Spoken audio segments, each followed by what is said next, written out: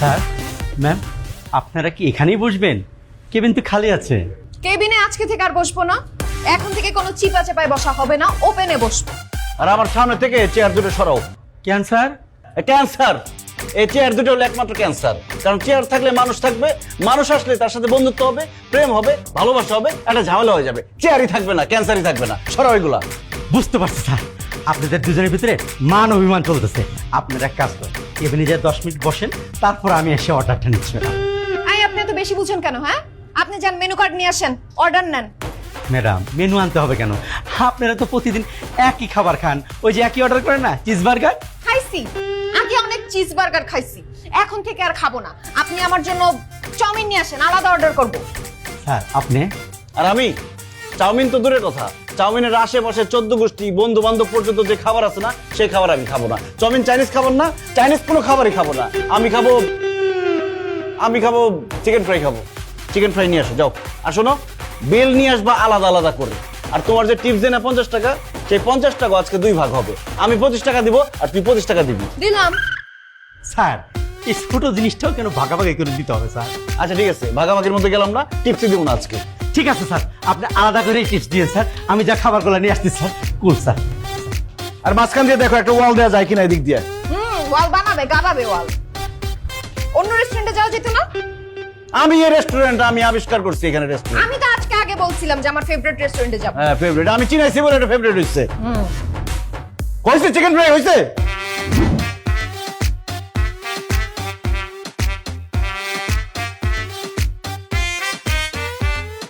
শোন, তুই ভিডিও করবি আর তুই আমার গায়ে দুধ ঢেলে দিবি। দেখিস দুধ যাতে মাথায় না পড়ে, চুল ভিজে গেলে ভিডিও ভালো আসবে না। না নে ভিডিও শুরু কর। এনে দুধ ঢাল। কি শুরু করছিস তুই? এসবের মানে কি? শুদ্ধ হইতেছি মা। তোমার ভাতিজির সাথে প্রেম করে জীবনে যে পাপ করছিলাম, এই দুধ দিয়ে গোসল করে সেই পাপ আজকে মুক্ত হব।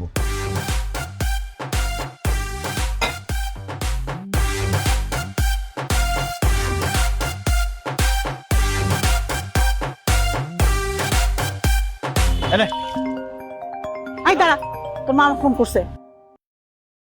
হ্যাঁ ভাইজান, তোর ছেলের অবস্থা কি রে? আমারটা তো বরাবরই গাধা, কিন্তু তিথি কি করলো? ও তো উচিত ছিল এই গাধাটাকে মানুষ করা, তাহলে তো এই নতুন নাটক দেখতে হতো না। নতুন করে আবার কি নাটক হচ্ছে? তোমার ভাগ্নে দুধ দিয়ে গোসল করে পবিত্র হচ্ছে। কি? সেই জন্যই তো বললাম তিথির উচিত ছিল গাধাটাকে পিটায় মানুষ করা। আচ্ছা যাক, বাদ দে, ওসব নিয়ে তোকে টেনশন করতে হবে না। ওরা বড় হয়েছে, ওদের ভালো বন্ধু ওরা বুঝে নেবে। রাখছি। ঠিক আছে ভাইজান, রাখি। রাগ করে তাকে থেকে লাভ নাই মা, ডিসিশন ফাইনাল, দুধ দিয়ে আমি গোসল করবই। শোনো, আগে ভিডিওতে আমার বক্তব্য রেকর্ড হবে, এরপরে সবার প্রথম তুমি আমার গায়ে দুধ ঢেলে দিও, ঠিক আছে? ভিডিও স্টার্ট কর। তাই না? তুই জোকার হইতে পারিস, আমি জোকার না। তোর যা খুশি তাই কর। মা তুমি প্রথমে ঢেলে দিলে ভালো হইতো। প্রিয় দেশবাসী, আমরা সবাই জানি প্রেম স্বর্গীয়, প্রেম স্বর্গ থেকে আসে আবার স্বর্গে ফিরে যায়। এই আশায় আমিও প্রেম শুরু করেছিলাম, কিন্তু আমি এমন এক হতভাগা প্রেমিক, এমন একজনের সাথে প্রেম করছিলাম, আমার জীবনের দিনের 24 ঘন্টার মধ্যে 28 ঘন্টা শুধু জিজ্ঞেস করতে, বাবু খাইছো, বাবু ঘুমাইছো, বাবু পড়ছো। এইগুলা জিজ্ঞেস করতে করতে আমার দিনের পর দিন, বছরের পর বছর চলে গেছে। তাই এই যন্ত্রণাদায়ক প্রেম থেকে মুক্তি পাওয়ার জন্য আজকে আমি দুধ দিয়ে গোসল করতেছি। দুধ দিয়ে গোসল করে আমি পবিত্র হওয়ার পাশাপাশি স্বর্গীয় প্রেম খোঁজার নতুন যাত্রা শুরু করলাম। আপনারা আমার জন্য দোয়া করবেন। তোমার আমার লেগে গেল একই ঝামেলা, তোমার রাস্তা তুমি দেখো, আমার তা আমি দেখি। ও গুরু, ব্রেকআপ থেকে শুরু, ব্রেকআপ থেকে শুরু। কি বলিস? তোরটাও ব্রেকআপ? দোস্ত ব্রেকআপ, যেইটা ঝামেলা করবে ওটার সাথে একদম ব্রেকআপ করে ফেলবি। আরে ব্রেকআপ হতেছে একদম পারফেক্ট সলিউশন। 12টা বেজে গেছে, এখনই তো আমার কল দিবে, কিন্তু আমি আর ফোনটা ধরতেছি না। তার থেকে ভালো ফোন দিয়ে বলে দিই যে আমাকে যাতে আর ফোন দিয়ে ডিস্টার্ব না করে। ব্রেকআপ মানে ব্রেকআপ। দোস্ত দোস্ত দোস্ত শোন, কথা শেষ হলে কিন্তু তুই ফোন কাটবি না, ঠিক আছে? সারা রাত আমার সাথে কথা বলবি, ওকে? আপনার কলটি এই মুহূর্তে ওয়েটিং এ আছে। অনুগ্রহ করে কিছুক্ষণ অপেক্ষা করুন। পছন্দের মিনিট ও ইন্টারনেট ব্যাংকিংতে যান।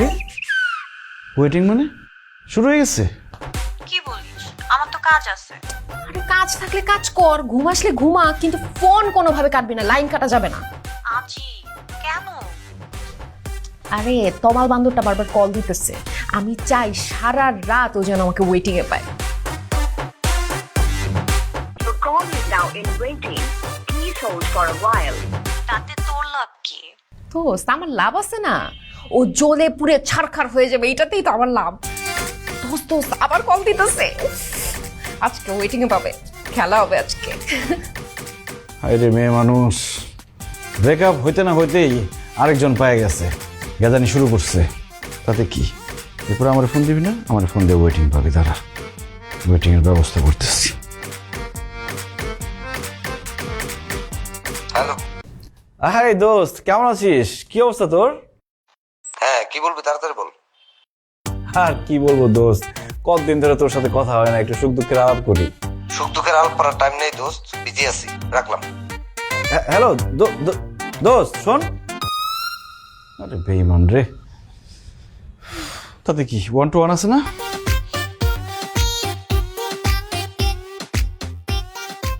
গুড ইভিনিং স্যার, কিভাবে আপনাকে হেল্প করতে পারি?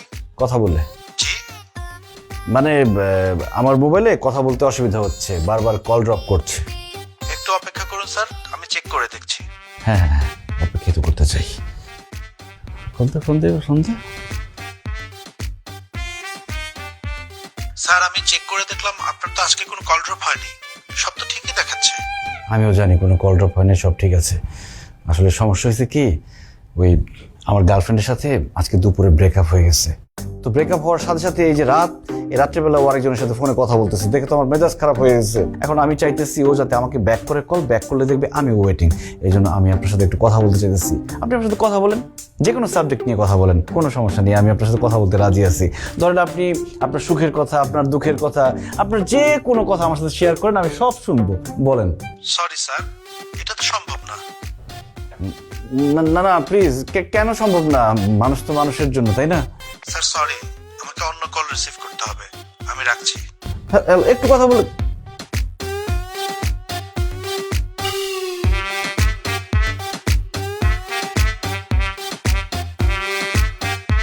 নাম্বার বিজি কিভাবে করা যায়?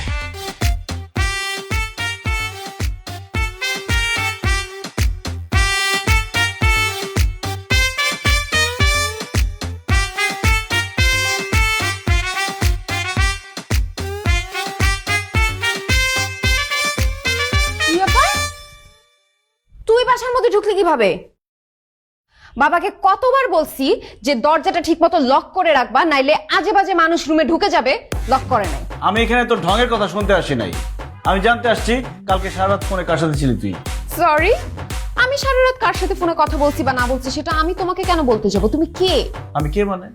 আমি তোর এক্স বয়ফ্রেন্ড, নাকি এটা অস্বীকার করবি? হ্যাঁ, তুমি আমার এক্স, মানে টাটা বাই বাই। তোমাকে আমি কেন বলবো আমি কালকে সারা রাত কার সাথে কথা বলছি আর আজকে বিকেলে আমি কার সাথে কফি ডেটে যাব? ওরে বাবা রে বাবা, এই অবস্থা! ব্রেকআপের একদিনের মধ্যে বয়ফ্রেন্ডের ব্যবস্থা হয়ে গেছে, একদিনের মধ্যে কফি ডেট, 2 দিনের মধ্যে রুম ডেট।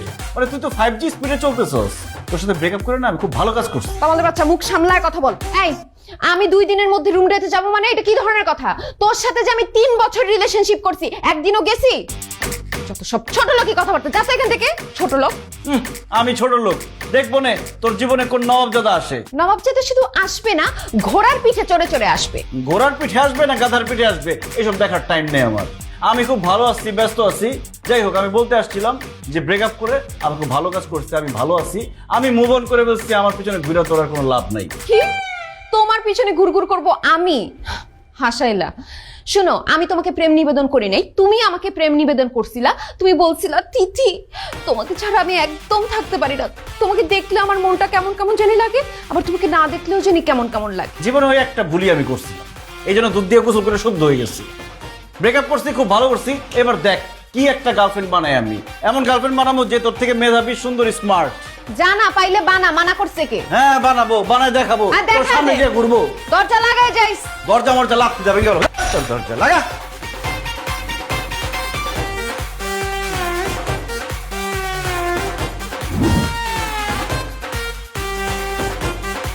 শোনো, বাদাম খাও। না না, আমি বাদাম খেলে পেটে গ্যাস হবে। ওহো, হ্যাঁ হয়তো বাদাম খেলে একটু পেটে গ্যাস হয়, সমস্যা কি? বাদাম তো খুব ভালো, স্বাস্থ্যের জন্য ভালো, স্কিন সুন্দর হয়। না না বাবা, গ্যাস হলে আমার পেটে ব্যথা হয়, আর পেটে ব্যথা হলে আমার বমি বমি করে। ও তাহলে ঠিক আছে, বাদাম খাওয়ার দরকার নেই। বাদাম এমন কোনো গুরুত্বপূর্ণ জিনিস না যেটা খাইতেই হবে। আমার কাছে মনে হয় কি, বাদাম বাংলাদেশ থেকে ব্যান করে দেওয়া উচিত। যেই জিনিস টাকা দিয়ে কিনে খাওয়ার পরে পেটে গ্যাস হয়, পেট ফুলে যায়, সেই জিনিস বাংলাদেশে থাকা দরকার কি? একটা সময় দেখা গেল বাদাম খেয়ে সবাই পেট ফুলিয়ে রাস্তা দিয়ে হাঁটছে, তাই না? দেখতেও তো খারাপ লাগে। একদম ঠিক বলেছেন। আচ্ছা, তোমার সাথে এখানে দেখা করতে আসলাম, তুমি রাগ করো নাই তো?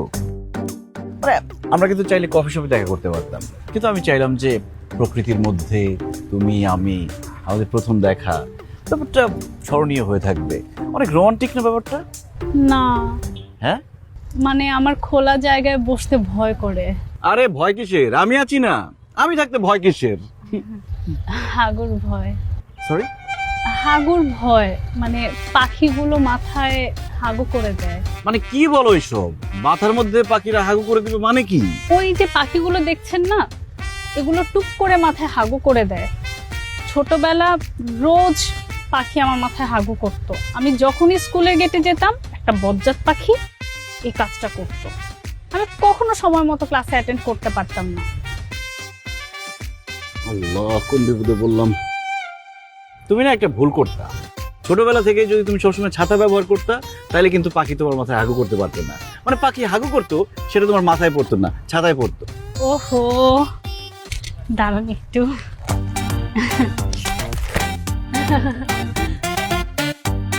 আমি না আসলে বুঝি না পাখিদের আকাশে ওড়ার দরকারটা কি। তুই পানিতে ভাইসা ভাইসা চল, রাস্তায় হেঁটে হেঁটে চল, না ওর আকাশে উঠতে হবে। আর আকাশে উড়বি ভালো কথা, তোর আকাশে উড়ে উড়ে হাগু করতে হবে কেন নিচে? তুই হাগু করবি সেটাও ভালো কথা, তুই ডাইপার পরে হাগু কর। কি বলেন আপনি? পাখি কিভাবে ডায়পার পরবে? আপনি কি গবেট? আমি গবেট না, তুই গবেট, তোর 14 গোষ্ঠী গবেট। তোর মতো গবেট আমি আমার জীবনে কোনোদিন দেখি নাই। পৃথিবীর যত গরু আছে, সব গরুর যত গোবর আছে, তো সব তোর মাথার মধ্যে। মাথার মধ্যে নাই কিছু, আসছে প্রেম করতে। যা, এই তোর তো মাথাই নেই, তুই আবার ছাতা ছাতা দেখবি? তোর মাথা আছে? মাথা আছে তোর? যা, ছাতা দিয়ে রাখছে মাথা নেই। মাথা নাই? আই বোকা, আপনি খেয়াল করেন নাই মাথা